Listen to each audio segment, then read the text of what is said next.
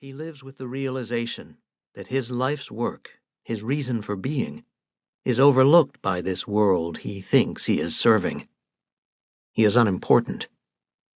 He doesn't say this to the people he works with, but he blathers about it on his pseudonymous blog and in the constantly revised unpublished memoir hiding in his computer, both of which he turns to late at night after filing a story few people will read. Oh, but you are important, Mr. Karthik M. Chowdhury. You have no idea how much value is placed on what you do, and how terrible is that value. I've been watching him for days. He talks on his phone and attends press conferences at which he is relegated to the back rows. Then he sits in libraries or cafes with his laptop and reads and writes, reads and writes. So much information here. They spend the majority of their lives losing themselves in it. As far as I can tell, he doesn't have any friends. His apartment is devoid of women's clothes or toiletries, not even a secret photograph of an idolized, untouchable someone in his top drawer. It's because of his dedication to work, or that's what he tells himself. He is, after all, very good at what he does, and it's getting him into trouble.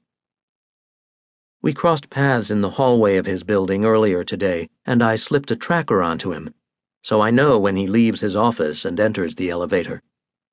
That's why I've left the bar across the street, the anonymous source, where I've been staking him out, nursing a couple of drinks against department regulations. I walk into the lobby, past the elderly Chinese man selling his magazines and newspapers and brightly colored candy bars, past the Thai boutique and the shop of tourist paraphernalia, framed photographs of the White House, coffee mugs and pencils emblazoned with U.S. flags. My mark is descending in the glass elevator.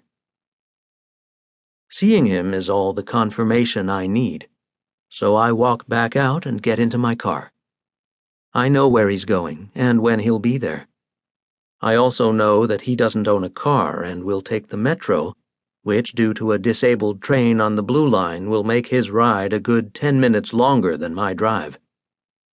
I'm in a rented tan Corolla, which the people in logistics had recommended based on its not being conspicuous.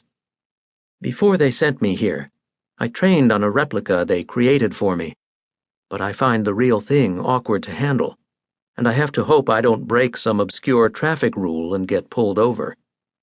The vodkas I drank make this even more surreal. The vehicle large and bulky, this sprawling extension of myself, numb and careening into a world I barely understand. And what a city. The perfect geometric layout, the wide avenues and clean sidewalks, all the monuments bathed in celestial light. The contemps around me have no idea how long it will take to rebuild something like this. Do they see the beauty around them? Are they dizzy from the heights of this pinnacle their civilization is teetering upon? No. They troop along, necks crooked into their ancient phones like bent marionettes. Their right cheeks glow. The night is cool and I drive with the windows down. I love the air here, the crispness. I forget how bad our air is, despite the recent improvements, until I come back to a time like this, before all the burning. At a traffic light, I check my internal Genoscan and see that the hags, too, are in motion. The Genoscan tells me when someone of a non-contemporary genetic makeup is in the vicinity, allows me to track him down. Right now, the hags are doing some tracking of their own. One of them, I think, but possibly more. Despite the best efforts of the people in engineering, my Genoscan detects hags accurately only within a mile, and anything much beyond that comes across as just a faint shimmer, a certain foreboding. Yes, Mr. Chowdhury, you are important indeed. You have no friends and no lover, but you have me, your guardian angel. Well, not really that. Indeed, the furthest thing from it. But you do